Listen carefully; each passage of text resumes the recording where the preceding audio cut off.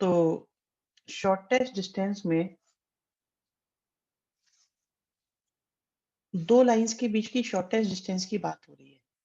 तो मैं आपसे सबसे पहले तो दो लाइन जो स्पेस में होती है और प्लेन में होती है उनमें अंतर होता है।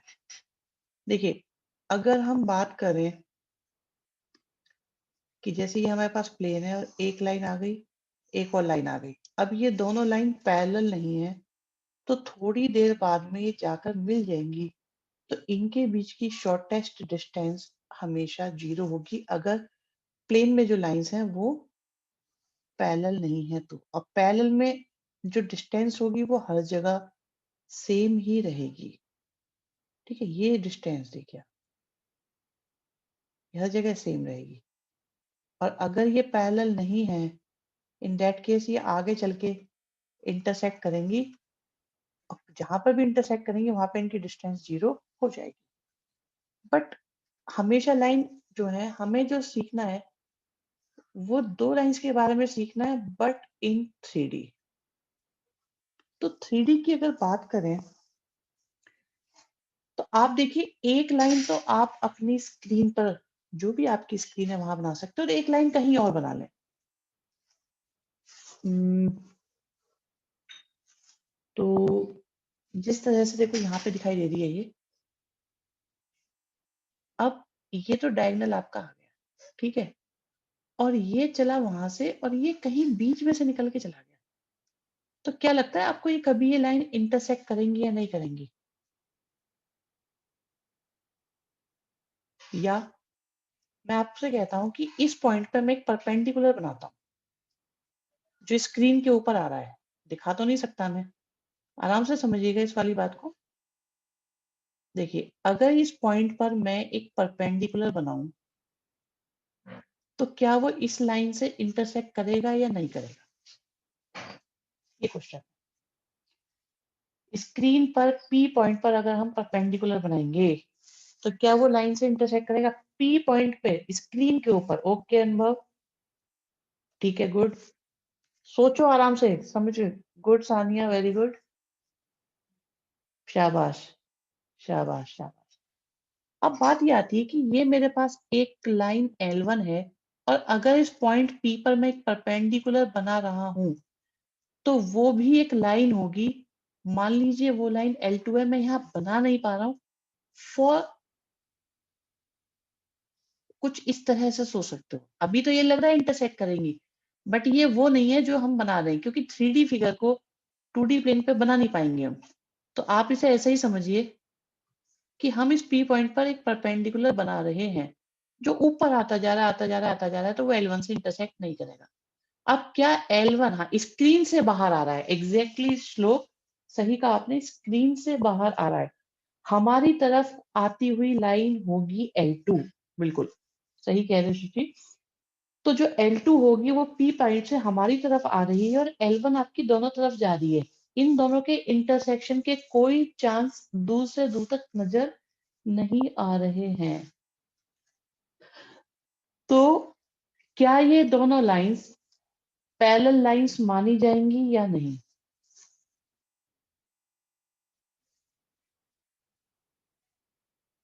क्योंकि ये दोनों लाइन इंटरसेक्ट नहीं कर रही हैं, तो क्या ये पैरेलल हैं? ओके अनुभव, बाकी बताएं। बस हाँ ना में जवाब देना है, आपको जो लगता है आप बताते चलो। श्लोक, शाबाश। समझ नहीं आया, देखो ऐसा है, इस पॉइंट P पर एक आपने परपेंडिकुलर बनाया, एक तो वो लाइन है, ठीक है, ये इसके ऊपर। अब देखो मैं ऊपर भी नहीं दिखा सकता, लेकिन सर बीच का डिस्टेंस इक्वल नहीं होगा। हाँ ठीक है, पैरेलल नहीं है। हमने एक क्वेश्चन ये पूछा है कि ये अगर मैं P पर परपेंडिकुलर बनाऊंगा तो क्या वो L1 को इंटरसेक्ट करेगा, नहीं करेगा। तो ऐसी लाइंस जो 3D में होती हैं, पैरेलल भी नहीं होती। देखिए, हमने जो पैरेलल लाइंस के बारे में पढ़ा है, उनकी प्रॉपर्टीज के बारे में पढ़ा है, वो हमेशा हमने, हमारे दिमाग में जो आता है वो 2D को लेकर आता है, ठीक है। बट परेशानी दूसरी है कि यहाँ 2D नहीं चल रही है, यहाँ 3D है। तो 3D में क्या होता है, पैरेलल का कंसेप्ट अलग है। इस तरह की लाइंस जिनके बारे में अभी हम डिस्कशन कर रहे हैं, ये पैरेलल नहीं है, but these lines are known as skew lines.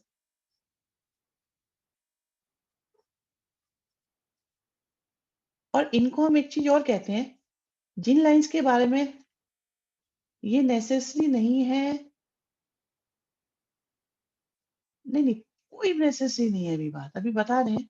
देखो, अभी इन दोनों लाइंस के बारे में बात करें तो मैंने सेम पेपर पे बनाई, बट ये जो लाइन पी है इसे हम पेपर पे नहीं बना पा रहे। तो ये जो लाइंस होती है ये आपकी होती है नॉन कोप्लेनर, कोप्लेनर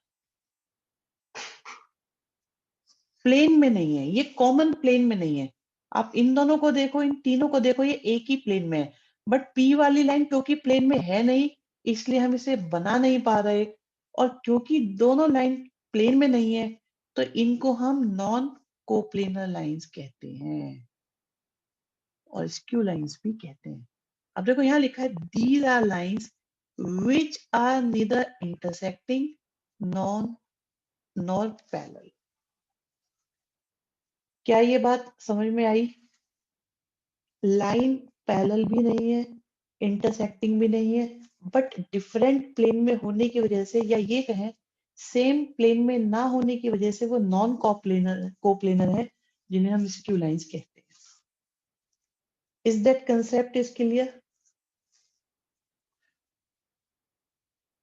अगर ये बात सबको क्लियर हो गई है कि what are skew lines and non coplanar क्या चीज है, तो मैं आपको इससे अगली चीज बताता हूँ। अच्छा, रिपीट करिए। देखिए ऐसा है कि ये जो लाइन है, कौन सी वाली बात समझ में नहीं आई है ये बताओ पहले तो। एग्जैक्टली देखो, पूरी बात नहीं, एग्जैक्टली ये बताओ कि कौन सी बात समझ में नहीं आई है मुकुल, फिर हम आपको बताएंगे।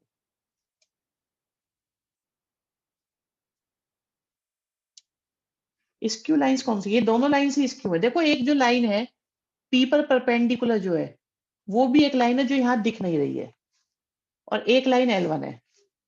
तो दोनों लाइंस को स्क्यू बोला जाएगा। जो एक प्लेन में नहीं होती उन्हें हम स्क्यू लाइंस कहते हैं।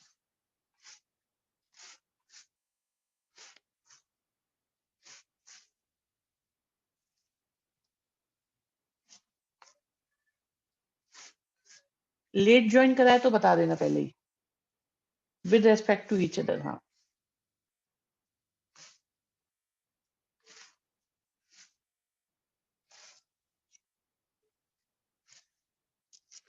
ठीक है, डन है यहाँ तक। तो अब ये जो सिचुएशन है, आप एक काम करो, आप अपने दोनों हाथों को, सर ये बात सिर्फ लाइंस के लिए है या वेक्टर? वेक्टर भी लाइन का पार्ट होता है, तो वेक्टर, बट ये है कि बहुत छोटे छोटे से होते हैं, तो उनके बारे में इतना उसमें कोई खास प्रॉपर्टी अप्लाई हो नहीं पाती, तो वेक्टर्स को लेके हम ऐसी बात नहीं करते हैं। पर होते वो भी हैं, होते वेक्टर भी है, वो इस साल हटाए हुए हैं आपके सिलेबस से, जो कोप्लेनर वाला सेक्शन है वो हटाया हुआ है, होते वेक्टर भी हैं। भाई देखो, एक सिंपल सी बात है, जो एक ही पेपर पे बनाए जा सके वो है कोप्लेनर, जो पेपर पर ना बनाए जा सके वो आगे नॉन कोप्लेनर। क्या ये बात क्लियर है? आसान है, मुश्किल है, कैसी है ये बात? अब आप देखो, एक काम करो, आप आपके दोनों हाथ हैं, आप उनमें से एक एक फिंगर को, एक लेफ्ट एक राइट फिंगर को लें, और आप जो फिंगर्स हैं उनको थोड़ी डिस्टेंस पर क्रॉस करें। आप अपने हाथों की जो एक एक फिंगर को लें और उनको पास में लाके एक दूसरे को क्रॉस करें, लेकिन टच नहीं होनी चाहिए।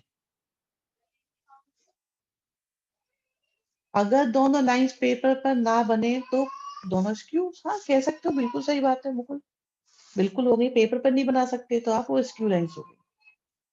अभी जो मैं कह रहा हूँ, तो आप उस बात को देखो कि आपने दोनों हाथों से एक एक फिंगर ली, ठीक है, बाकी फिंगर आपकी बंद है, और आप उनको पास में लाए, ठीक है, लेकिन वो टच नहीं कर रही, बट एक दूसरे के ऊपर है। क्या ऐसा आप कर पा रहे हैं या नहीं कर पा रहे?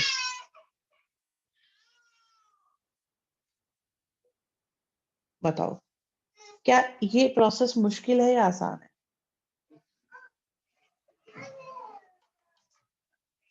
कर पा रहे हैं। अब आप ये देखिए कि जब आप इनको कर पा रहे हैं, तो एक ऐसी जगह है जहाँ पर वो बहुत ज़्यादा मतलब सबसे कम डिस्टेंस पर है। आप उनके बीच की अगर आपको मिनिमम डिस्टेंस निकालनी हो, तो वो आपको डिस्टेंस दिखाई दे रही है। एक जगह ऐसी है जहाँ पे वो बहुत पास से गुज़र गए, लेकिन बाकी जगह वो थोड़ी दूर होते जा रहे हैं। तो एक जगह ऐसी है जहाँ पे वो मिनिमम डिस्टेंस पर है, बहुत पास में है। ऐसी सिचुएशंस के लिए हमें ऑफलाइन क्लास की ज़रूरत पड़ती है। लेट मी चेक ज़रा मैं देखता हूँ मेरी हालाँकि पोज़ीशन नहीं है कि मैं कैमरा ऑन करके लाऊँ बट ट्राई करते हैं चलो।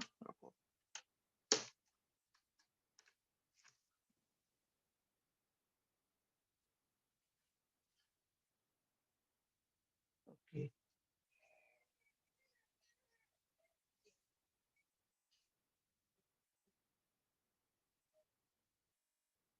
हाँ जी बच्चों देखो, मैं एक कंस्ट्रक्शन साइट पे बैठा हुआ हूँ बाय द वे बट कोई बात नहीं। सुनो, ज़रा देखिएगा, ये आपके पास एक फिंगर है, एक फिंगर आपके पास ये है, देख रहे हैं? ये ना टच कर रही है एक-दूसरे को और ये काफ़ी पास से गुज़र गई। लेकिन अगर मैं देखूँ देखो ये डिस्टेंस, ये यहाँ से देखिए, ये जो मिनिमम डिस्टेंस है, this is the shortest distance. इनके बीच में देखो आप, एक जगह ऐसी जहाँ पे ये मिनिमम डिस्टेंस पर है। तो इस जो भी ये मिनिमम डिस्टेंस होती है इसी को हम शॉर्टेस्ट डिस्टेंस कहते हैं। Is that clear? बताओ बच्चों ज़रा थोड़ा-सा आइडिया लग रहा है कि नहीं लग रहा? आपकी चैट पढ़ता हूँ, ठीक है। अब ज़रा देखिए, जैसे ये है, ठीक? मुकुल आपका जो डाउट था वो भी देखो, ये था एक ये लाइन ऐसे या ऐसे, ठीक है? पता चल गया? तो ये जो डिस्टेंस अब देखो ये ऐसे भी जाएगी ना, तब भी ये इंटरसेक्ट नहीं करेगी, तो स्क्यू ये हैं, क्योंकि आप इनको पेपर पे नहीं बना पाएँगे। और जहाँ पे इनके बीच की डिस्टेंस मिनिमम है, हम उसको कैलकुलेट करने की बात कर रहे हैं। किसी भी बच्चे को कोई डाउट हो तो मुझसे पूछ लो अभी।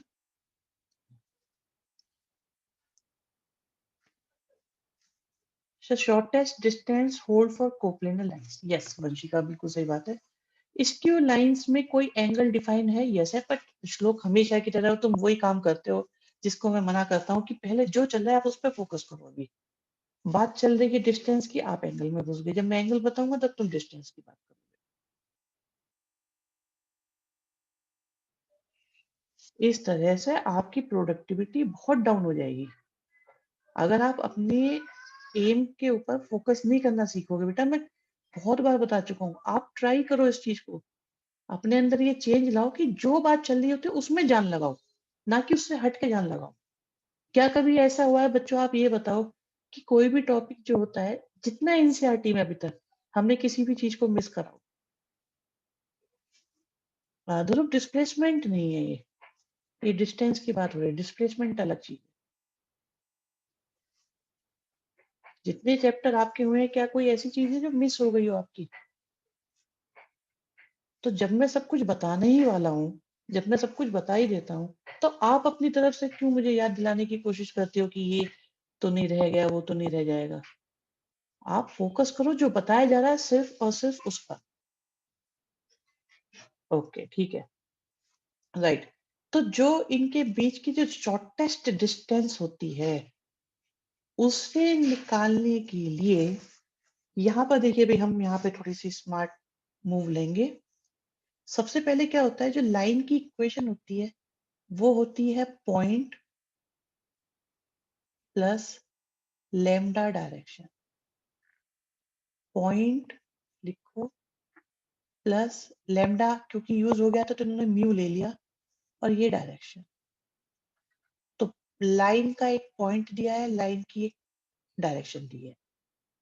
दूसरी लाइन का पॉइंट दिया है, दूसरी लाइन की डायरेक्शन दी है। This is vector form. और अगर इस तरह से दिए होते तो पहली लाइन के पॉइंट और डायरेक्शन, दूसरी लाइन का पॉइंट और डायरेक्शन।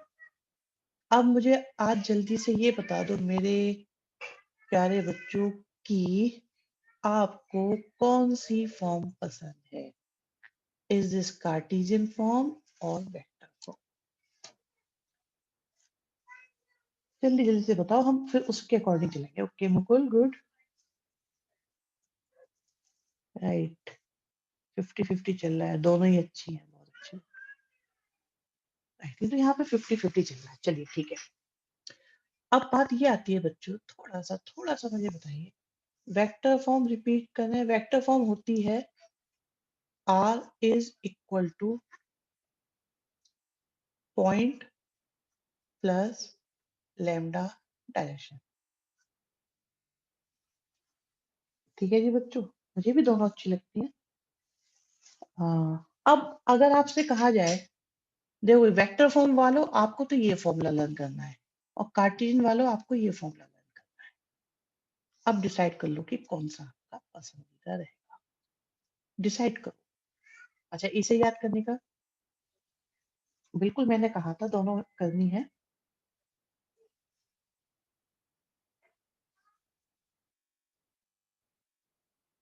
एग्जाम में कोई भी यूज कर सकते हैं।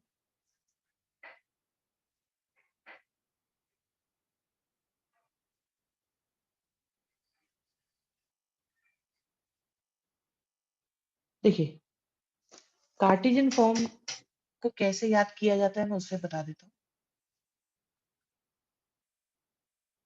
कि आपके पास पहली लाइन का पॉइंट है, दूसरी लाइन का पॉइंट है। पहली लाइन की डायरेक्शन है, दूसरी लाइन की डायरेक्शन है। तो x2 minus x1, y2 minus y1, z2 minus z1, मतलब पॉइंट पॉइंट माइनस पॉइंट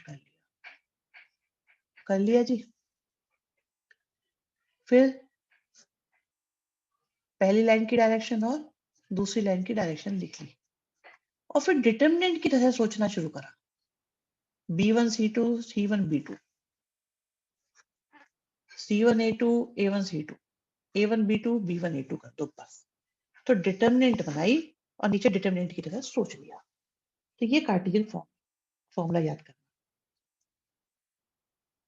ठीक। और अगर वेक्टर का फॉर्मूला याद करना है तो वही है, पॉइंट माइनस पॉइंट है, ऊपर दोनों का क्रॉस प्रोडक्ट और नीचे क्रॉस प्रोडक्ट का मैग्नीट्यूड। आपको याद करना पड़ेगा, चॉइस इज कंप्लीटली योर्स। आपको ही देखना है, सोचना है कि आपको कौन सा पसंद है।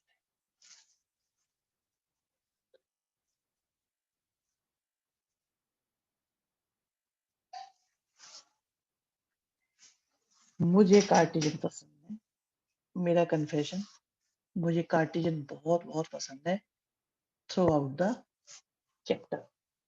इवन मैं तो एक, वो होती है ना शपथ, भी कभी कभी बच्चों से दिलवाता हूँ कि आप सब शपथ, पेपर में कोई पर्टिकुलर नहीं पूछते बेटा, कुछ नहीं, पेपर में जो मर्जी यूज करो। मैं तो आप लोगों से शपथ भी दिलवाता हूँ, अगर ऑफलाइन क्लास होती है, कि मेरे सारे स्टूडेंट क्वेश्चन को देखेंगे कार्टेशियन फॉर्म में, क्वेश्चन को सोचेंगे कार्टेशियन फॉर्म में, और क्वेश्चन को करेंगे कार्टेशियन। लेटर ऑन मैं हमको वेक्टर में एक्सपर्ट बनाता हूँ, क्योंकि अभी ये चॉइस वाला इश्यू चल रहा है। तो आई विल सजेस्ट कि आपको एक एक ना एक चीज पर जाना पड़ेगा, आप एक तरीके से सोचे तो आसान रहेगा। तो इस सिचुएशन के लिए मैं कार्टेशियन प्रेफर करता हूँ। क्वेश्चन ही ऐसा देगा जो कार्टेशियन से ही निकले, ऐसा कुछ नहीं है। सारे के सारे क्वेश्चंस वेक्टर से भी होंगे और कार्टेशियन से भी होंगे, बट क्या है, तो कार्टेशियन लेने में आई जे के का लफड़ा ही नहीं रहता कुछ भी, ठीक है, क्योंकि वो एक न्यूमेरिकल क्वेश्चन है। और अगर हम आईजे के लेते हैं तो वो वेक्टर क्वेश्चन है। मे भी ऐसा भी हो सकता है कि शायद मैं थोड़ा सा बायस्ड हो जाता हूँ कॉमर्स स्ट्रीम स्टूडेंट्स की तरह, क्योंकि उनको मैं आईजेके से बचाता हुआ निकाल के ले जाता हूँ पूरे चैप्टर में। तो हम इसे कोऑर्डिनेट ज्योमेट्री में कन्वर्ट कर लेते हैं अगर हम आईजेके हटा देते हैं तो। और कार्टेशियन के अंदर नो इश्यू ऑफ आई जे के डायरेक्शन, लेफ्ट राइट ऊपर नीचे दाएं बाएं, कुछ नहीं है। उनमें क्या होता है, वैल्यूज है, वैल्यूज का सब्स्टिट्यूशन, डायरेक्शन का कोई प्रॉब्लम ही नहीं होता है, कोई क्रॉस प्रोडक्ट नहीं आता है, कोई डॉट प्रोडक्ट नहीं आता है जब हम कार्टेशियन से क्वेश्चंस करते हैं तो। डिटरमिनेंट आती रहेगी बार बार, और डिटरमिनेंट में आप सब एक्सपर्ट हो, मे बी ये भी रीजन हो सकता है।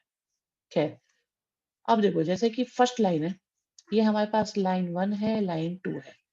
तो लाइन 1 के लिए पॉइंट मैंने निकाले x1 y1 z1, और लाइन 2 के लिए x2 y2 z2। और जिनको वेक्टर पसंद है वो दिल छोटा ना करें, ये मेरी चॉइस है, तुम्हारी नहीं। बट अभी आप लोग इससे कर लें, फिर आपको दूसरा भी बता दिया जाएगा, बताया अभी भी जा सकता है। इसके बाद आता है पहली लाइन की डायरेक्शन होगी a1 b1 c1 और a2 b2 c2। भाई मैं नहीं चाहता आपके कैलकुलेशन को लेके मार्क्स कटें, इसलिए मैं आपको जो बेटर होता है वो ही सजेस्ट करूंगा हमेशा। अब देखिए कैसे करा जाएगा इस क्वेश्चन को सॉल्व। आसान बहुत है, शॉर्टेस्ट डिस्टेंस का क्वेश्चन 4 मार्क्स में आता ही आता है। 6 में भी इसकी वो रहती है, लेकिन उसमें एक छोटा सा पार्ट और लग के आता है, x2 माइनस x1। तो आपका आ जाएगा 2 माइनस 1, फिर 1 माइनस 1, फिर minus 1 minus 0, a1 b1 c1 a2 b2 और c2। ठीक है जी। अपॉन में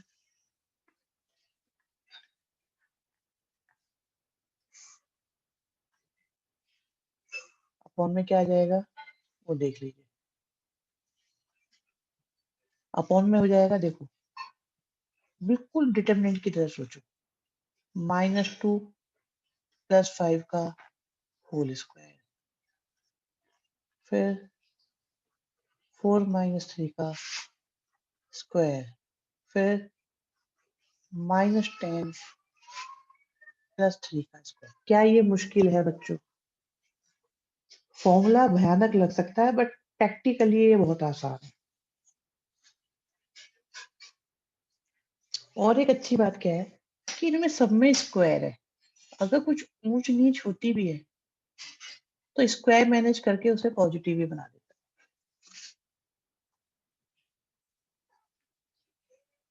है। अभी बताते हैं इसको वेक्टर से, बिल्कुल बताते हैं।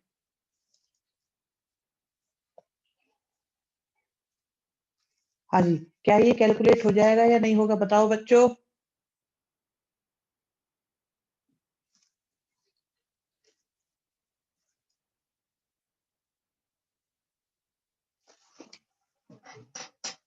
ठीक है, गुड।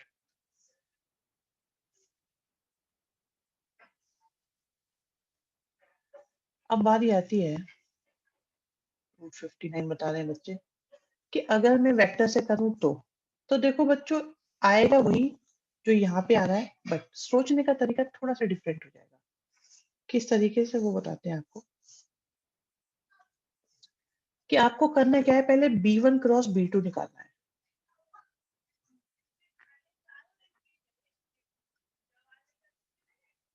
तो b1 क्रॉस b2 निकालने के लिए आपको क्रॉस प्रोडक्ट याद होना चाहिए। i j k लिखो, फिर 2 - 1 1, 3 - 5 और 2। देखो यहाँ पे जिसको ये b लिखते हैं वो एक्चुअली डायरेक्शन होती है। b का मतलब है डायरेक्शन, तो b2 का मतलब हो गया डायरेक्शन 2।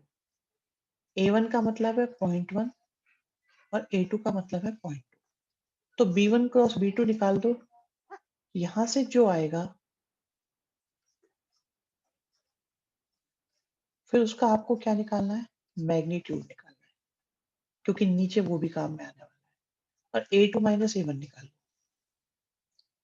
a2 - a1 बोले तो p2 - p1 आ गया जी। तो a2 - a1 आ गया। अब जो दोनों आएंगे उनका डॉट प्रोडक्ट करना है, समझ रहे हो। तो रीजन मेरे ख्याल से क्लियर हो गया होगा कि क्यों हम वेक्टर को अवॉइड करते हैं और क्यों हम कार्टेशियन को एक्सेप्ट करते हैं, प्रेफरेंस देते हैं। अर्णव, बात समझ में आई या नहीं आई बच्चे?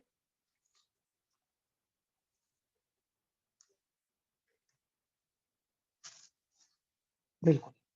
चक्कर क्या है ना, इनमें इतने सारे प्रोसेस हैं, उन प्रोसेसेस को सिंप्लीफाई करके ये आने वाला है। तो मे भी ये देखने में डिफिकल्ट लग रहा हो, बट ये सिंगल है, एक ही चीज है, एक बार में काम खत्म। तो उन प्रोसेस में अगर कोई भी मिस्टेक हुई तो उससे अर्थ का अनर्थ हो जाएगा।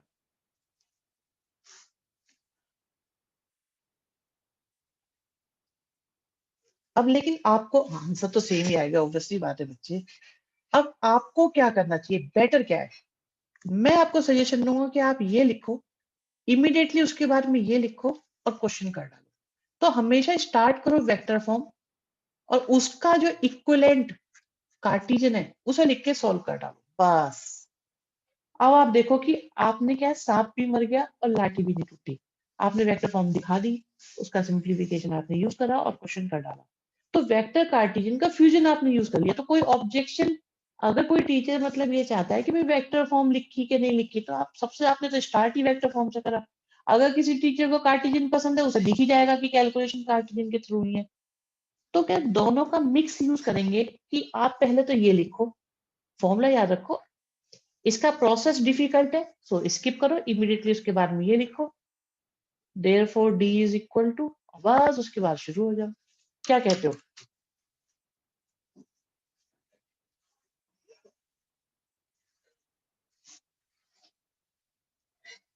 ये ही करना है अब आप लोगों को। ये बहुत छोटे छोटे सीक्रेट होते हैं बेटा, जो एग्जाम में बड़े हेल्प करते हैं।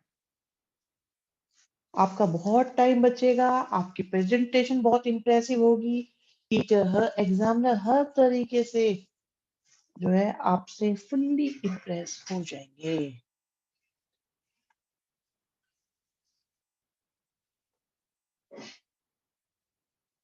देखो टीचर के साथ तो खेलना ही पड़ेगा बेटा, जब टीचर आपके साथ खेलते हैं, क्वेश्चन को ट्विस्टेड फॉर्म में देते हैं, तो क्या आपके साथ खेल नहीं होता?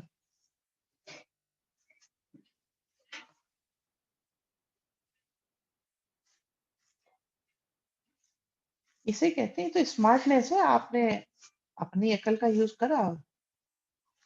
आप देखो ना, आपसे कैसे कैसे करके क्वेश्चन पूछे जाते हैं। बहुत सिंपल क्वेश्चन को भी बड़ी डिफिकल्ट तरीके से पूछ लिया जाता है। वर्ड प्रॉब्लम क्या होती है? वर्ड प्रॉब्लम तो कंप्लीटली खेलना होता है।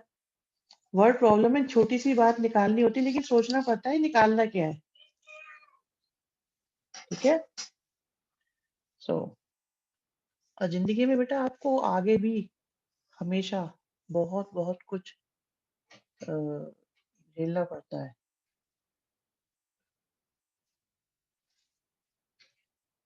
चलिए नेक्स्ट देखते हैं।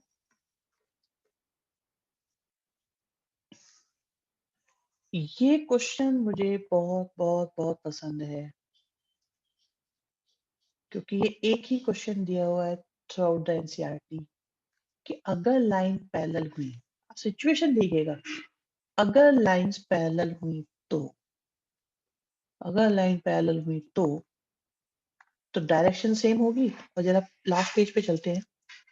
अगर डायरेक्शन सेम होगी तो आप समझ के बताइएगा, अगर डायरेक्शन सेम होगी तो क्या ये दोनों डायरेक्शन सेम आ जाएंगी या नहीं?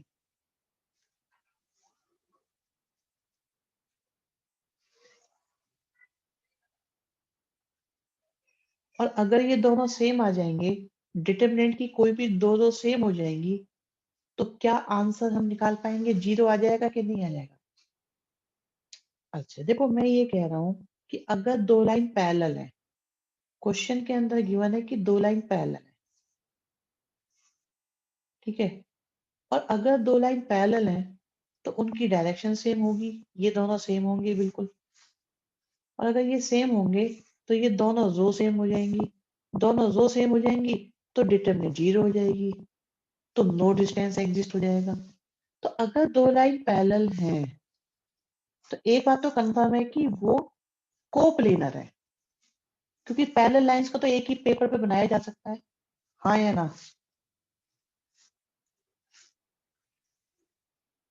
तो ये जो फॉर्मूला हमने बताया था, जो भी आपके सामने है, this is for skew lines only. लेकिन अगर आपकी लाइंस पैरेलल हैं तो कैसे होगा? तो फॉर्मूला जो यूज होगा वो आपके सामने है। क्या है वो फॉर्मूला? ये है वो फॉर्मूला वेक्टर फॉर्म में। क्या आपका मन है कि इसका कार्टेशियन इक्विवेलेंट बताया जाए आपको, क्योंकि बुक में नहीं गिवन है। इसका कार्टेशियन इक्विवेलेंट सुनो।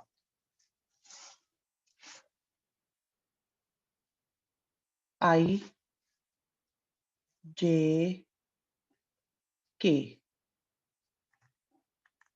फिर एक, ये लिख लीजिएगा आप लोग रजिस्टर में। तो अगर लाइंस पैरेलल है तो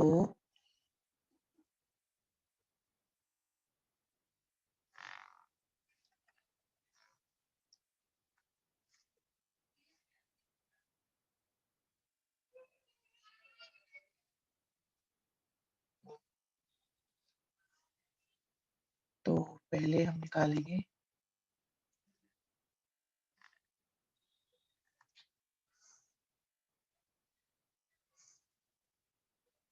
फॉर्मूला। आसान है वैसे, पिछले वाले से तो बहुत आसान है।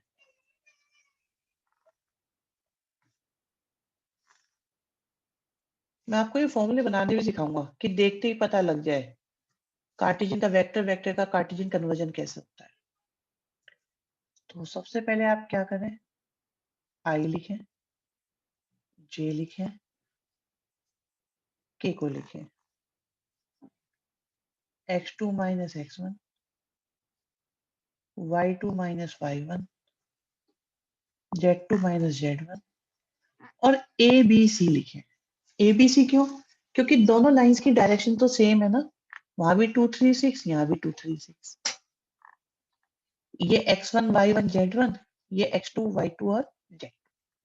नीचे क्या करें, just A square B square और सी स्क्वायर। समझो जरा क्वेश्चन को कैसे चलता है बेटा। मैंने आपको बताया था कि बुक में जो है ना, ये बी लिखा होता है दैट इज डायरेक्शन, और जो ए लिखा होता है वो है पॉइंट। आप ये देखो, डायरेक्शन और पॉइंट का क्रॉस प्रोडक्ट हमने करा या नहीं करा? ये तो पॉइंट आ गए, ये डायरेक्शन आ गई, इनका क्रॉस प्रोडक्ट कर दिया। देखो आज की क्लास थोड़ी डिफिकल्ट हो सकती है, लेकिन ये बहुत नॉलेजेबल क्लास है। अगर आप इसे मैनेज कर गए तो आपका लेवल बहुत बहुत ऊपर हो जाएगा। और नीचे क्या है, डायरेक्शन का मैग्नीट्यूड। तो देखो पी का मैग्नीट्यूड आया कि नहीं आया। इसे सॉल्व करना बहुत बहुत आसान है। क्यों आसान है, आप देखिए।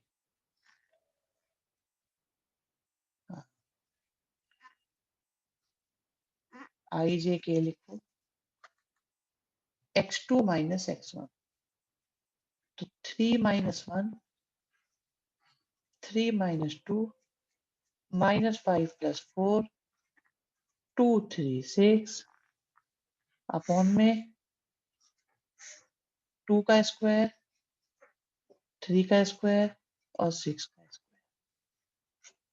सॉल्व हो जाएगा या नहीं हो पाएगा बताओ।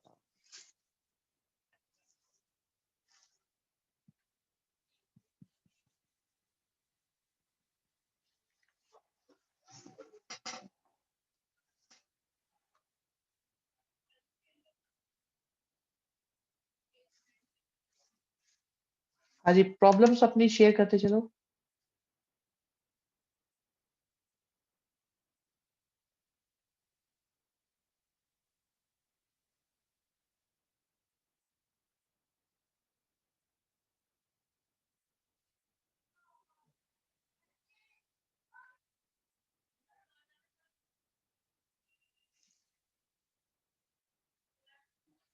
D equal to P T vector क्या है?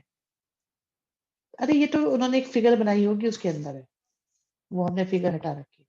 आंसर मोड में ही लिखेंगे लास्ट में। अरे मोड में नहीं आएगा, मैग्नीट्यूड आएगा। ये वाली लाइन पॉजिटिव डिस्टेंस शो कर रही है, ये बड़ी वाली लाइन नहीं नहीं, एक्चुअली क्या है, सुनो सुनो सुनो, बहुत बढ़िया, मैं समझ गया आप लोगों का डाउट।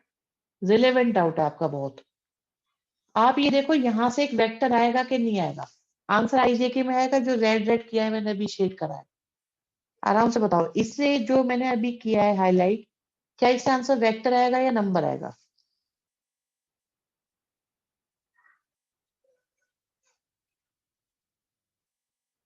ओके, गुड देव, शाबाश, वेक्टर आएगा। यहाँ भी देख सकते हैं ये एक वेक्टर आने वाला है। तो इस वेक्टर का मैग्नीट्यूड निकालने के लिए हमने ये लगाया। बस, बहुत बढ़िया मुकुल, शाबाश। तो ऊपर हमें उस वेक्टर का मैग्नीट्यूड निकालना है, उसके लिए हमने ये लगाया हुआ है। बस,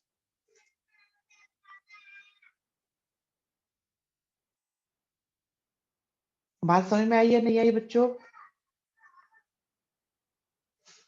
देखो नीचे तो आपका नंबर आ ही रहा है, लेकिन डिस्टेंस तो एक नंबर होना चाहिए ना, और ऊपर वेक्टर आ जाएगा तो उस वेक्टर का मैग्नीट्यूड, नीचे वाला नंबर आएगा तो छेड़ेंगे नहीं। यस, नीचे वाले में कोई प्रॉब्लम है ही नहीं, बिल्कुल। आप इसे ऊपर ऊपर तक भी रखो तब भी कोई परेशानी नहीं है, कोई प्रॉब्लम नहीं होगी, क्योंकि हमें उस वेक्टर का मैग्नीट्यूड चाहिए जो ऊपर आ रहा है।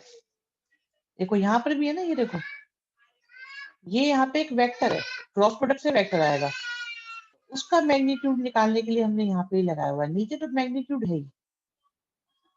तुम लोग बढ़िया समझ रहे हो चीजों को अब, अगर समझ पा रहे हो तो। कुछ को बड़ी परेशानी भी हो सकती है इसमें। आंसर निकालो इसका, जरा देखो निकलता है नहीं निकलता है। कैलकुलेट करो, कॉन्फिडेंस आएगा बच्चों, बिल्कुल।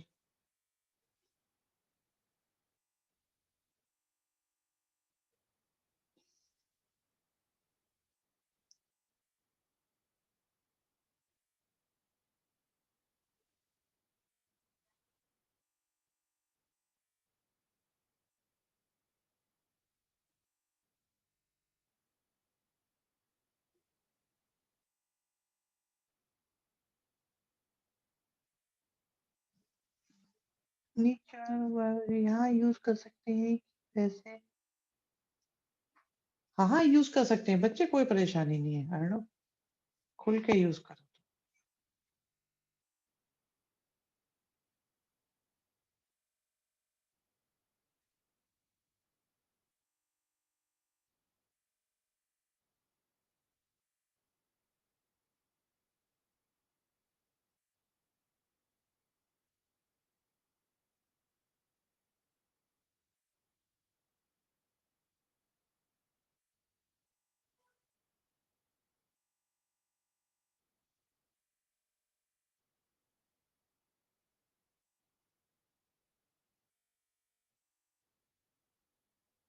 बहुत बढ़िया, शाबाश रुचि, गुड बच्चे।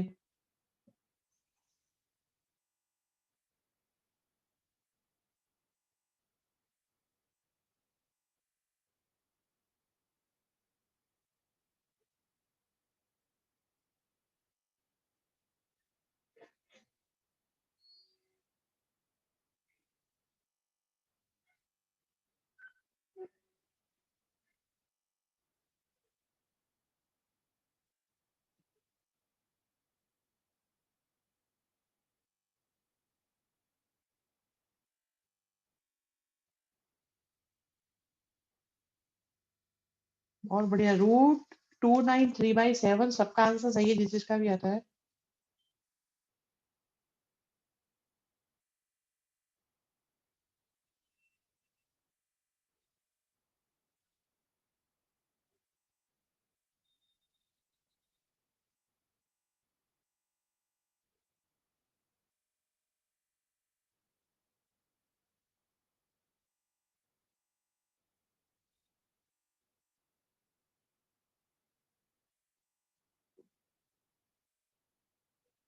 बहुत बढ़िया, गुड बच्चों। विशाल, सुची, पुष्कल, अनुभव, मुकुल।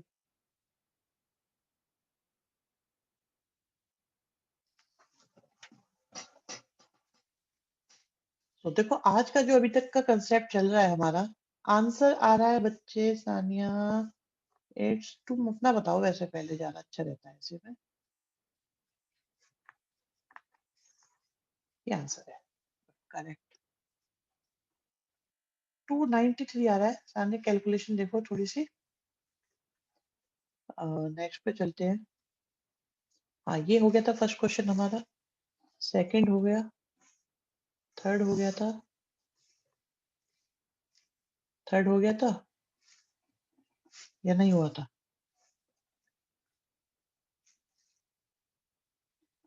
फोर्थ, मुझे याद दिला दो भाई, ये हुए थे या नहीं हुए थे, कहाँ तक हुए थे?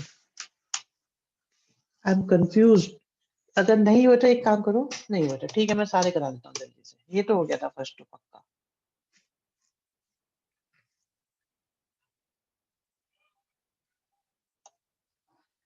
ठीक है जी। अब देखिए कहते हैं कि हमारे पास दो लाइंस हैं, एक लाइन है इन दो पॉइंट्स के थ्रू और एक और लाइन है बाकी दो के थ्रू। तो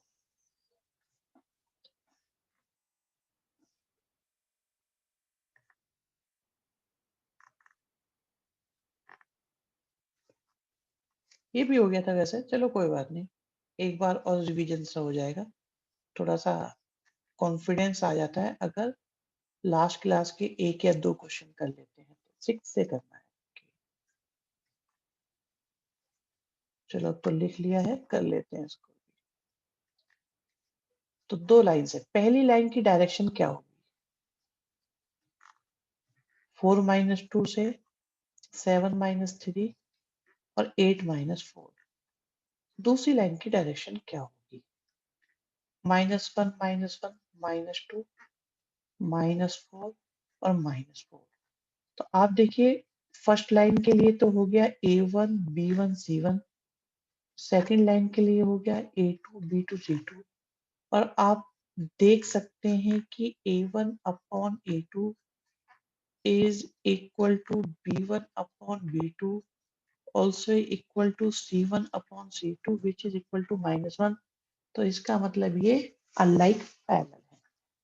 तो हमने जो लाइन की डायरेक्शन निकाली है वो पहले की निकाली है ए बी के बेस पर, दूसरे की निकाली है सी डी के बेस पर। तो इसका मतलब सी यहाँ होगा डी यहाँ होगा, बट आपकी ये पैरेलल आ गए। ठीक है जी, समझ में आई बात या नहीं आई? एक बात और याद रखना बच्चों, लाइन शिफ्ट नहीं होती है, नो, लाइन शिफ्ट नहीं होती है, वेक्टर शिफ्ट होता है, लाइन कभी शिफ्ट नहीं होने की।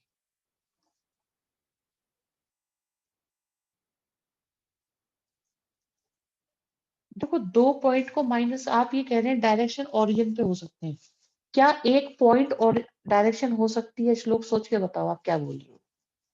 क्या कभी, क्या कभी पॉइंट डायरेक्शन हो सकता है? एक पॉइंट से डायरेक्शन बन सकती है कभी?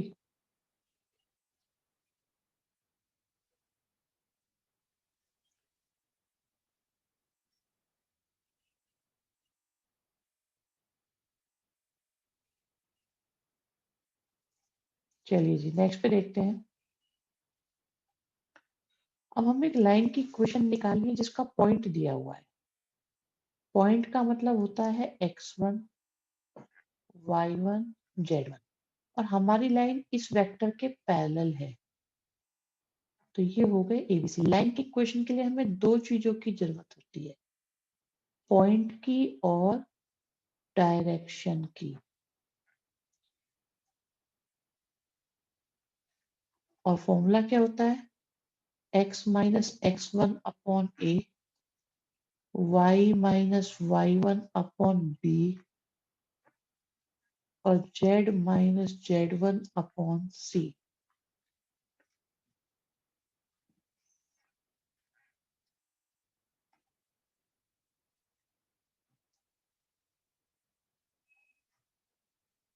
और अगर इसे वेक्टर फॉर्म में देखें तो होता है पॉइंट प्लस लेमडा डायरेक्शन, जिसे एनसीईआरटी में लिखते हैं a प्लस लेमडा बी। किसी को कोई परेशानी है तो बताओ मुझे इसमें।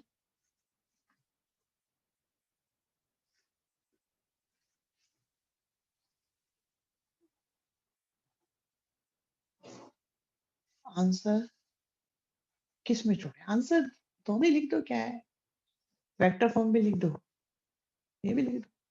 कितनी देर लगनी है एक लाइन में, क्या रिस्क लेना। पता नहीं टीचर को कौन सी पसंद है। मैं हुआ तो पता चला कि आपको मैं कार्टेशियन ढूंढूंगा जल्दी से, क्योंकि उसी से चेक करूंगा। तो किसी को हो सकता है वेक्टर पसंद, किसी में भी लिख दो, कोई फर्क नहीं पड़ता है। दोनों आंसर लिखे होते। देखिए उन्होंने कहा है पॉइंट दिया हुआ है और डायरेक्शन दी हुई है। सही बात है, पॉइंट दिया है और डायरेक्शन। तो इक्वेशन क्या हो गई? Point plus lambda direction. Is this difficult और इजी? और अगर कार्टेशियन में दें इसको आंसर को,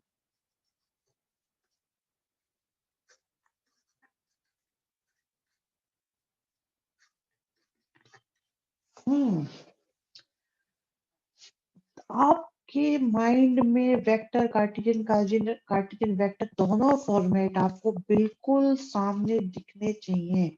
एक गिवन है तो दूसरा एकदम विजुलाइज हो जाना चाहिए।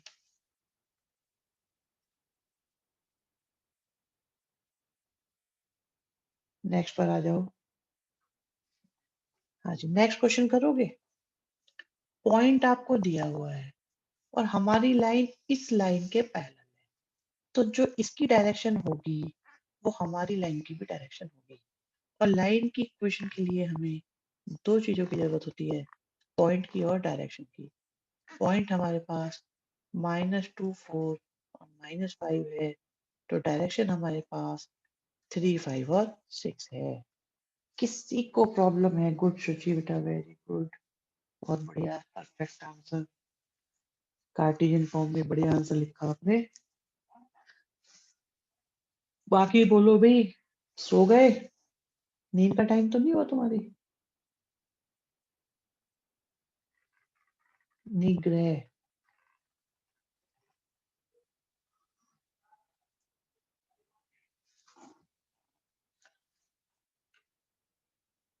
Done sir but can not type. Okay, मैं वीडियो ऑन करा के आप लोगों से मांग सकता हूँ आंसर। ये भी तरीका है वैसे, हम लोग यूज करते हैं स्कूल में भी। किसी भी बच्चे से पूछ लेते हैं कि भाई ठीक है, आप अपनी वीडियो ऑन करके मुझे आंसर शो करो।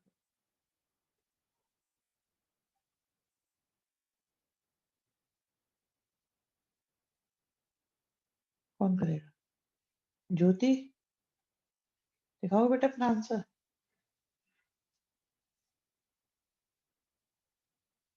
अपने रजिस्टर पे कैमरा फोकस कर दो, बस हो जाएगा काम।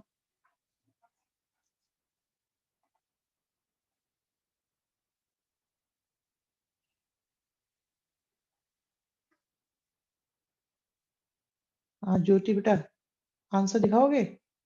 मुकुल,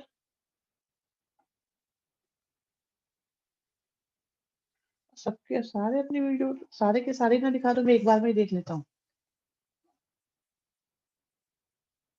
ये सारे के सारे बच्चे अपना आंसर दिखाएं जरा। रजिस्टर पे फोकस ही तो करना है, कितनी देर लगती है।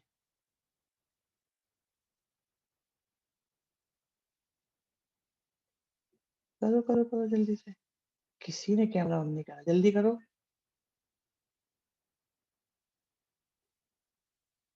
लैपटॉप वालों को इशू है?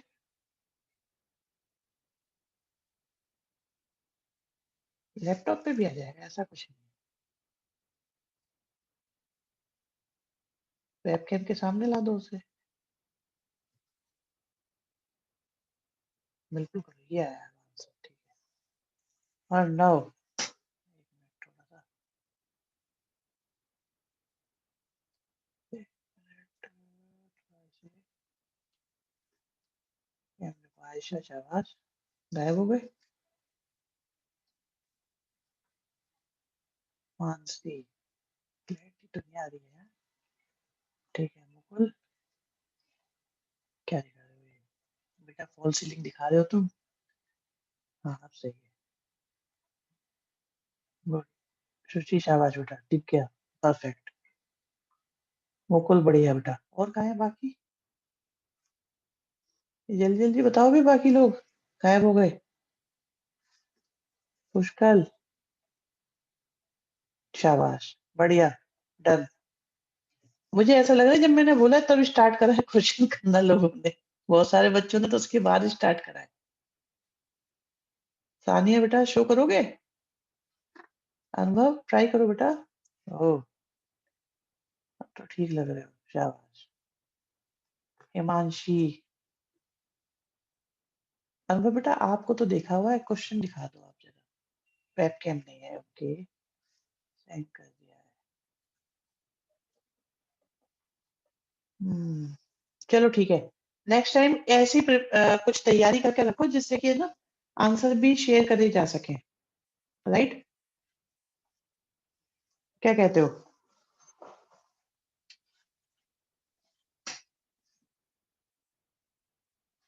बहुत बढ़िया, गुड अनुभव, वेरी गुड बेटा। चलिए, व्हाट्सएप भी हो सकता है वैसे। चलो अभी इसे हटाते हैं, नेक्स्ट पे मूव करते हैं। लो जी, कितना डिफिकल्ट क्वेश्चन आया है। ये भी क्वेश्चन होते हैं लो। हाँ, अर्णव दिख गया था बेटा आंसर। नेक्स्ट देखो, ये भी क्वेश्चन आता है 7th। कर सकते हो या नहीं कर सकते? ये तो बहुत डिफिकल्ट हो गया।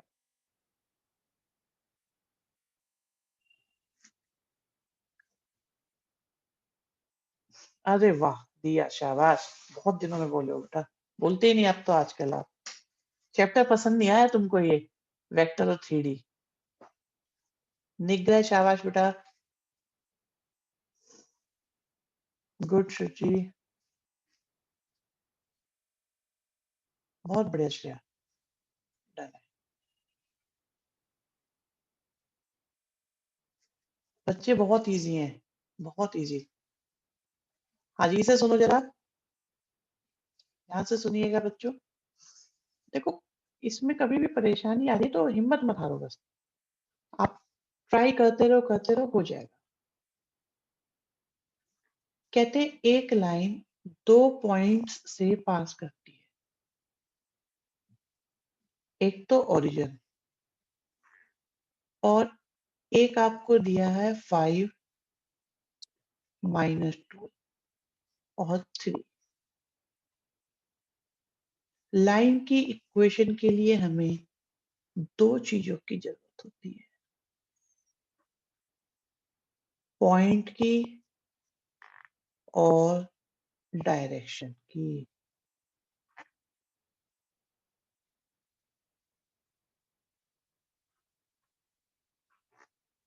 पॉइंट आपके पास चॉइस दो है, आप जिस मर्जी को यूज करो। डायरेक्शन आप ए में से बी या बी में से ए को माइनस करके यूज कर सकते हो। तो एट द मोमेंट अगर हम 0 0 0 को पॉइंट लेते हैं तो पॉइंट आ गया और डायरेक्शन भी आ गई। किसी को डायरेक्शन कॉस थीटा से भी निकाल सकते थे। वो एंगल है बच्चे, डायरेक्शन और एंगल में अंतर है।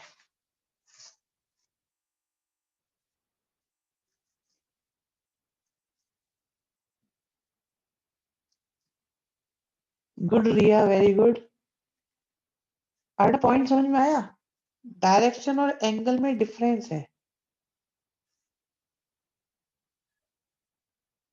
जो डायरेक्शन होती है वो तीनों एक्सिस के रिलेटिव होती है, और जो एंगल होता है वो किसी एक एक्सिस के साथ निकलेगा आपका। तो इसलिए डायरेक्शन और एंगल में अंतर है। अगर ऐसा होता तो हम डायरेक्शन रेशियो कोसाइन का कंसेप्ट ही नहीं होता, फिर तो एंगल एंगल ही हो जाता। तीनों के साथ जो एंगल बनता है उनके कॉस लेने पर तो कोसाइन बनता है, और कोसाइन तीनों के अलग अलग होते हैं डायरेक्शन के साथ के। और डायरेक्शन होती है उन तीनों का कॉम्बिनेशन, कॉस थी, cos alpha, cos beta, cos gamma. हाँ जी, क्वेश्चन नंबर 8 समझ में आ गया सब बच्चों को? कोई बच्चा ऐसा है जिसकी समझ में ना आया हो? नेक्स्ट पे आ जाओ। 2 पॉइंट दिए हैं, वेक्टर और कार्टेशियन फॉर्म निकालनी है, निकाल सकते हो या नहीं? ठीक है जी। अंतर क्या हुआ है? पॉइंट चेंज हो गए।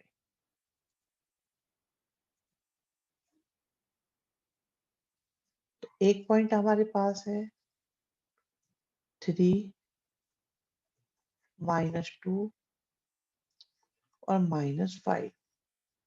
दूसरा पॉइंट है 3 -2 और 6। जो पॉइंट पसंद हो वो पॉइंट ले लो, जो डायरेक्शन तो यूनिक है कोई से भी ले लो। पुष्पेंद्र, देखो एक बात तो मैं ये मानूंगा कि जो बच्चे रिप्लाई नहीं करते, लिखते नहीं है, चैट बॉक्स में एक्टिवेटेड नहीं है, तो ऐसा लगता है समहाउ कि उनसे क्वेश्चंस नहीं हो रहे।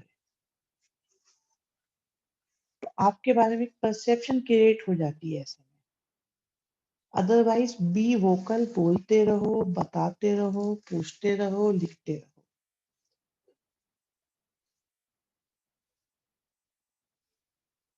आप लोगों को अपनी क्लासेस के लेवल को ऊपर ले जाने में कंट्रीब्यूट करना पड़ेगा। भैया बहुत मुश्किल काम नहीं है, लैपटॉप से टाइप करने में देर नहीं लगती। मोस्टली बच्चे लैपटॉप वाले अपॉन में 0 आ रहा है, कोई परेशानी नहीं है क्योंकि ये नोटेशन है। बहुत बढ़िया बात पूछी गई है अभी। इस क्वेश्चन में अगर कोई बात पूछने लायक थी तो वो पूछ ली गई है कि x minus x1 upon a, y minus y1 upon b और z minus z1 upon c। तो यहाँ पर ये आपकी कार्टेशियन फॉर्म है। मैं सजेस्ट करूंगा कि इसकी वेक्टर फॉर्म भी आप जरूर लिखें क्योंकि हम अपॉन के जीरो को अवॉइड करना चाहते हैं। नहीं, अवॉइड नहीं कर सकते, ये लिखा जाएगा। हाँ, एक तरीका है वैसे इनको अवॉइड करने का, बट उसे मैं कभी नहीं बताऊंगा। कभी तो बताऊंगा क्योंकि अगर मैंने वो बता दिया ना, हाँ मैंने वो बता दिया तो मुझे 90% चांसेस ये हैं कि टीचर उसे गलत कर देंगे।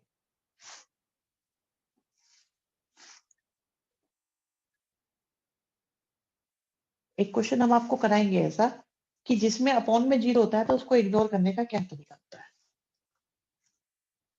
इसका भी मेथड है, बट वो बहुत बहुत रेयर ऑफ द रेयरेस्ट है कि उसके बारे में पता हो, बट आपको बताया जाएगा वो जरूर।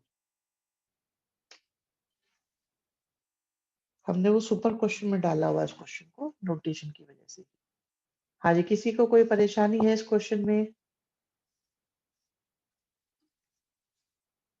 एंगल निकालना है, सिलेबस में है ही नहीं, ये भी नहीं है। हाँ जी, 12 क्वेश्चन बहुत आता है।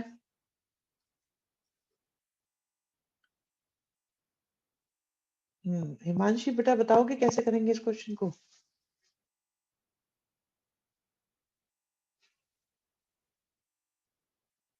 बोलो बेटा।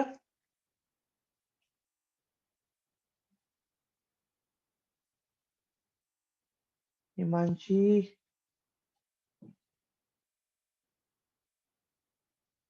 अनुभव को सजेशन है? हाँ, ये तो होना ही था। क्या माइक खराब हो गया वो आपका? आवाज किससे नहीं आया? लैपटॉप से क्लास ले रहे हो या उससे ले रहे हो? मोबाइल से? आयशा बेटा आप बताओगे कैसे करेंगे 12 क्वेश्चन को?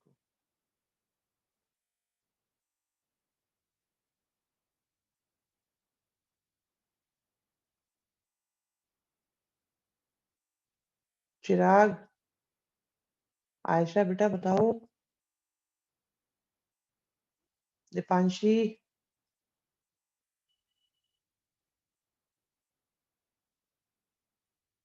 Okay good. दिशा, गार्गी,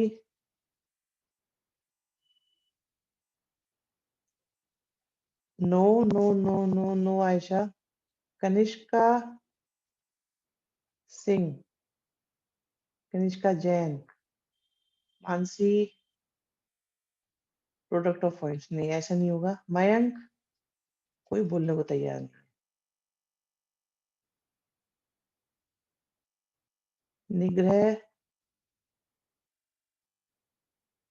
राघव,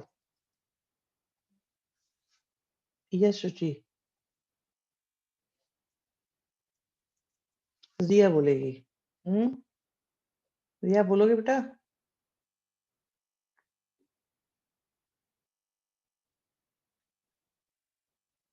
वरुण, सबको सांप सूंघ गया। अर्णव, वेरी गुड बेटा, बहुत बढ़िया। देखो, सबसे पहले इस क्वेश्चन में, बिल्कुल श्रेया, शाबाश। आज देखो सबके माइक में दिक्कत हो गई, ये है इंटरेस्टिंग चीज। अगर मोबाइल से फोटो खींचने को कहोगे तो कैमरा खराब हो गया, बोलने के लिए कहेंगे तो माइक खराब कर लोगे आप। ठीक है, अनेबल टू अनम्यूट था बच्चे, लो मैं अभी आपको कर देता हूँ। शाबाश, आप करो, आप कर सकते हो, चलो म्यूट। सॉल्यूशन नहीं भेजो, बोल के बताया, बोलना भी तो सीखोगे। चलो, सबसे इंपॉर्टेंट बात सीख लो पहले इस क्वेश्चन में। कभी भी लाइन कार्टेशियन में दी हुई होती है तो सबसे पहले उसे स्टैंडर्ड फॉर्म में लाओ। तो 1 - x is not standard form, तो ऊपर और नीचे माइनस की मल्टीप्लाई करी, यहां से 7 कॉमन लिया, ये 7 से डिवाइड करा न्यूमरेटर और डिनोमिनेटर दोनों को। जेड आपका सही लिखा हुआ है, ये बहुत इंपॉर्टेंट चीज है। कभी भी लाइन, अभी बेटा अभी चेक करेंगे अनुभव। अब देखो यहाँ -7 से करा,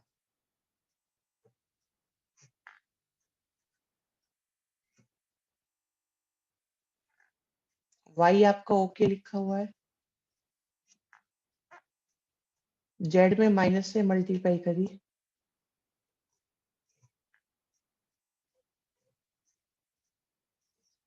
पहली लाइन की डायरेक्शन है A1, B1 और C1।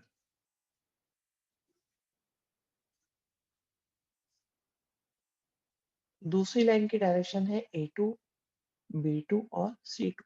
जब भी दो चीजें परपेंडिकुलर होती है, राइट एंगल होता है, तो A1 A2 plus B1 B2, एक मिनट रुको अभी चेक करते हैं कोई कैलकुलेशन मिस्टेक हो गया तो, और C1 C2 0 आएगा। अच्छा, अभी चेक करते हैं भाई, P70/11, वेरी गुड रिया, शाबाश शुचि, बहुत बढ़िया। हाँ जी, क्या पूछ रहे थे? 5 कैसे आया? कौन सा 5? विच 5? कौन से 5 की बात कर रहे हो? इस 5 की बात कर रहे हो? y-5 तो था ही, तो हमने एज इट इज लिख दिया, इसमें तो कुछ करा ही नहीं हमने, क्योंकि जो स्टैंडर्ड फॉर्म होती है वो x माइनस होता है, उसमें y माइनस होता है और z माइनस होता है। और आंसर आ रहा है बच्चों, p is equal to 70/11। Arnav, point clear हुआ या नहीं हुआ?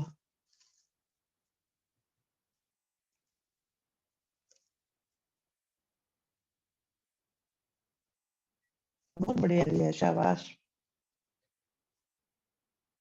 लेकिन वैसे ये दीपांशी क्यों नहीं बोली है? ये एप्पल वालों का भी माइक खराब हो जाता है, मैकबुक वालों का।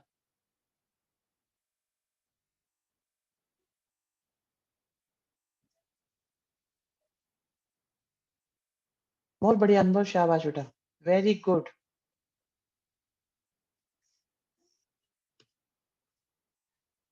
नेक्स्ट देखिए, now you have to show that the lines, both the lines are perpendicular to each other.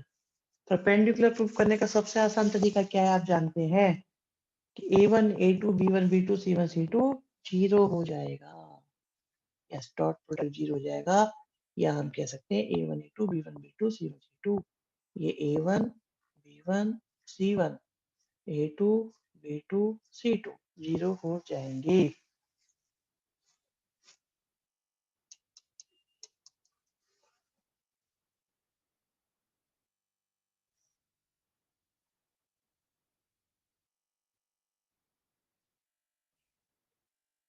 Check करो ऐसा हो रहा है या नहीं। -10, 3, 7, यस 0 ही आ रहा है।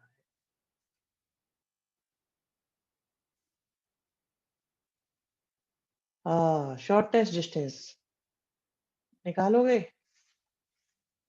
अरे मैंने तुम लोग के लिए आज एक नया चैप जो है ना कंसेप्ट भी निकाल के रखा था, बट चलो कोई बात नहीं, ऐसा नहीं करेंगे आज, पहले इसे ही करा लेते हैं। 14 क्वेश्चन, शॉर्टेस्ट डिस्टेंस फॉर्मूला याद है या याद दिला देता हूँ? क्या था? यस फॉर्मूला याद है बच्चों को।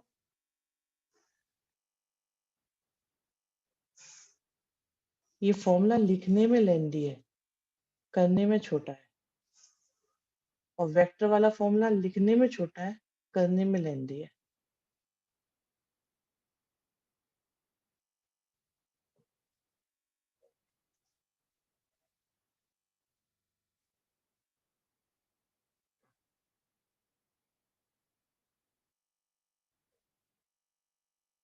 बस इतना करते ही याद आ गया, गुड, चलो जी अच्छी बात है।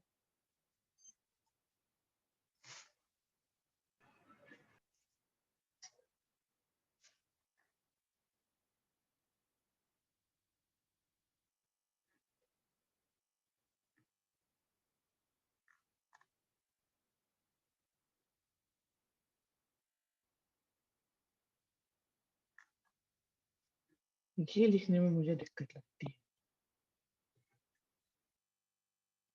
3√2/2, ओके।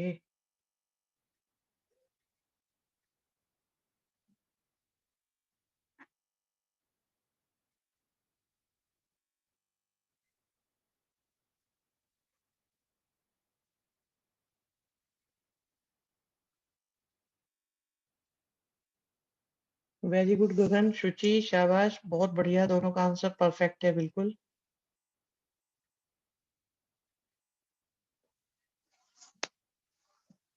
कैलकुलेट करके देखो, अब भी हो जाएगा।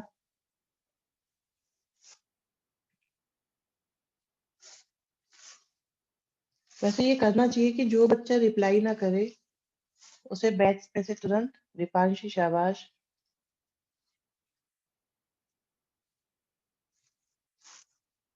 फिर उसको जो है उस क्लास के लिए तो रिमूव कर ही दे, क्योंकि फिर ऐसे बैठने का क्या फायदा।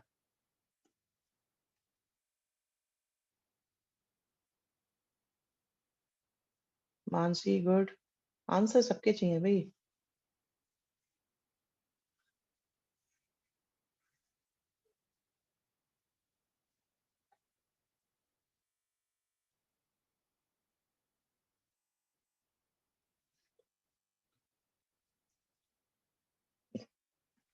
फिफ्टीन क्वेश्चन हो पाएगा या नहीं?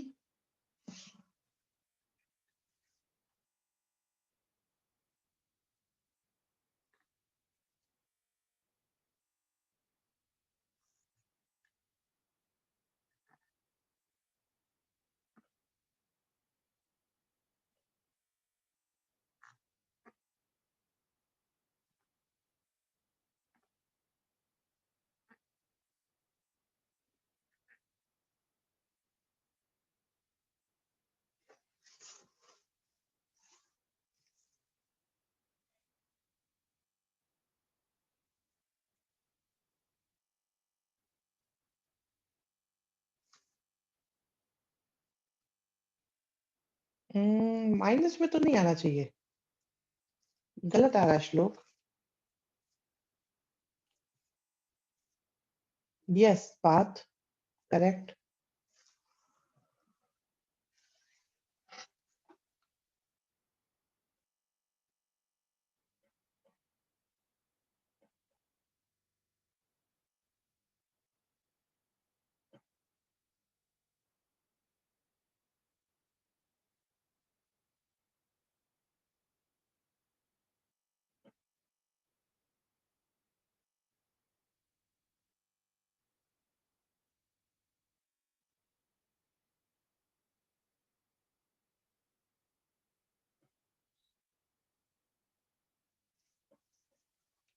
बहुत बढ़िया, रूट के कारण माइनस हट जाएगा। अच्छा जी, यस, 2√29। विशाल सही है आपका भी, गुड, परफेक्ट आंसर है, 2√29 एंड √116।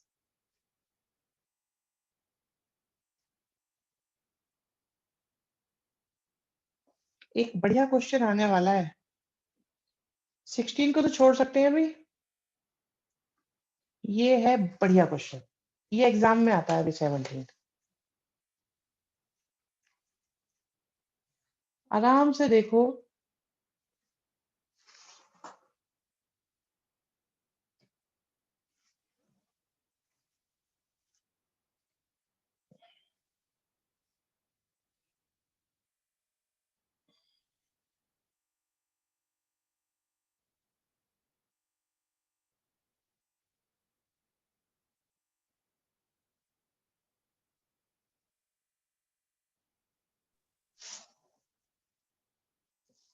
क्वेश्चन अलग लग रहा है या नहीं लग रहा?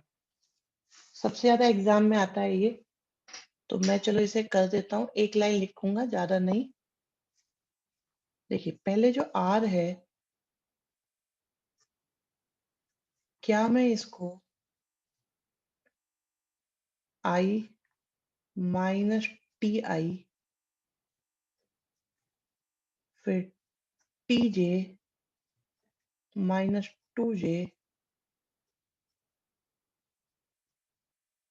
3k -2tk लिख सकता हूँ। इसकी तो डायरेक्शन ये बनेगी आपके। अब देखो, जो बिना आई जे के वाले हैं, इनको मैंने एक साथ लिखा। मैं एक बार दिखा देता हूँ आपको, कलर चेंज करके।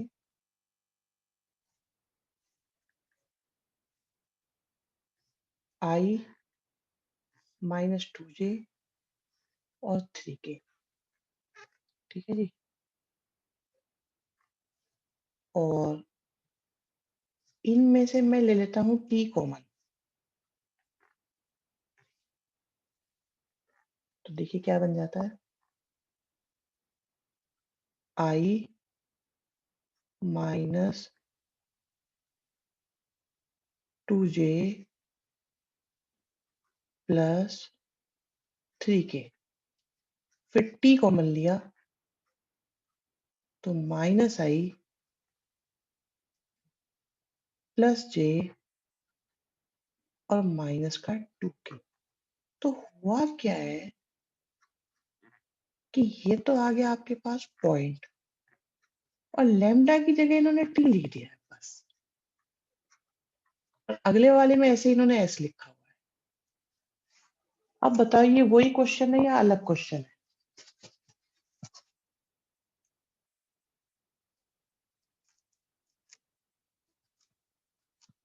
क्वेश्चन समझ में आया कि नहीं आया, अभी बताओ जल्दी जल्दी से।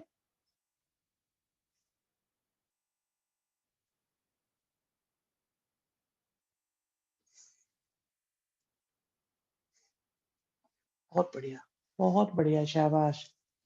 तो इसी तरीके से दूसरे वाले की अगर हम बात करें, तो सेकंड लाइन की जो इक्वेशन होगी वो होगी आई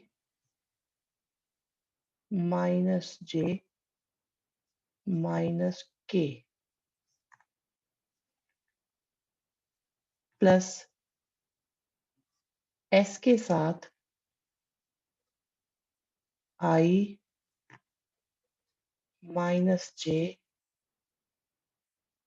नहीं 2j, गलत लिख गया, 2j और माइनस का 2k।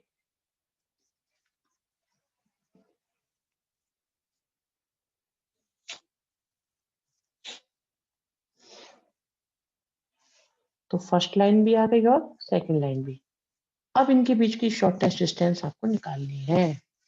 निकालो और आंसर मैच करो, देखो होता है या नहीं होता है। समझ में नहीं आया हो तो मुझसे पूछ लो। Very good सुजीवटा। अभी टेस्ट देने में इतनी लापरवाही क्यों हो रही है ऑनलाइन सीरीज में, बताएंगे जरा? कुछ बच्चे ही मेहनत करते रहते हैं बस। उन्हीं को पास होना है, बाकियों को नहीं होना।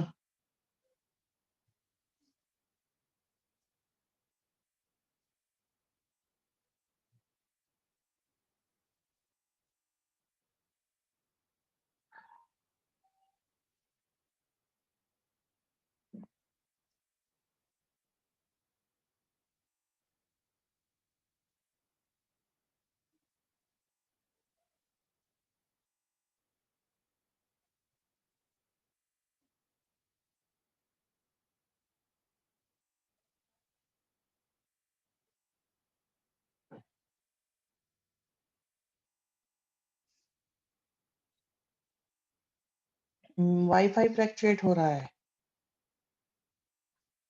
अरे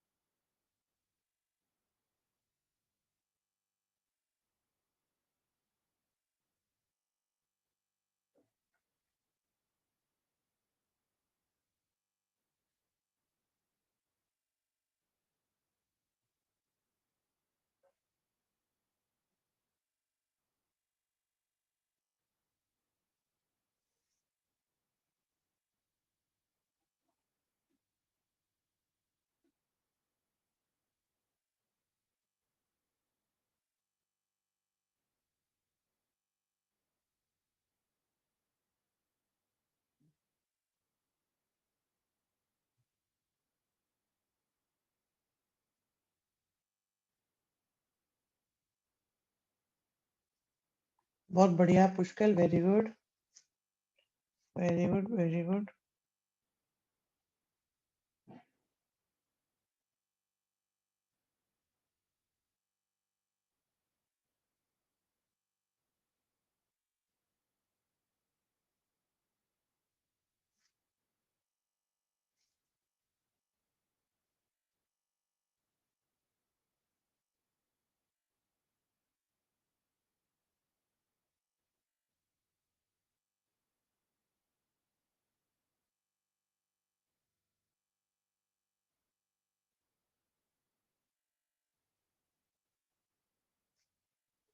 बहुत बढ़िया। चलिए जी, एक्सरसाइज कंप्लीट हो गई आपकी। 2 एक्सरसाइज फिनिश है आपकी। है आंसर है 8/√29। बिल्कुल थोड़ी सी गड़बड़ है। हाँ, डिनोमिनेटर में 0 आ रहा है। नहीं, ऐसा नहीं हो सकता। डिनोमिनेटर में 0 नहीं आ सकता। कैलकुलेशन मिस्टेक है, बी केयरफुल।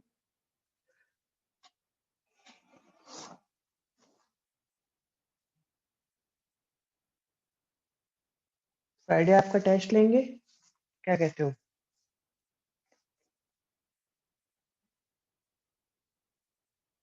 चलो, मे भी आपकी क्लास का रखेंगे, बता देंगे।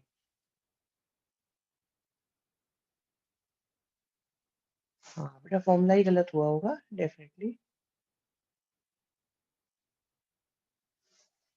3D का नहीं हो पाएगा बच्चे, अभी 3D का टेस्ट नहीं होगा। वेक्टर के आपके हो चुके हैं टेस्ट, तो वेक्टर पे भी नहीं होगा। तो थोड़ा सा चेंज करना पड़ेगा। एलपीपी का भी नहीं होगा। अब हमें रिवीजन पे डालना पड़ेगा। तो आपका जो है, कौन से चैप्टर का लिया जाएगा? चैप्टर 2 ले सकते हैं, 3 ले सकते हैं, 4 ले सकते हैं। इंटीग्रेशन नहीं ले सकते, इंटीग्रेशन ज्यादा हो जाएगा। हम्म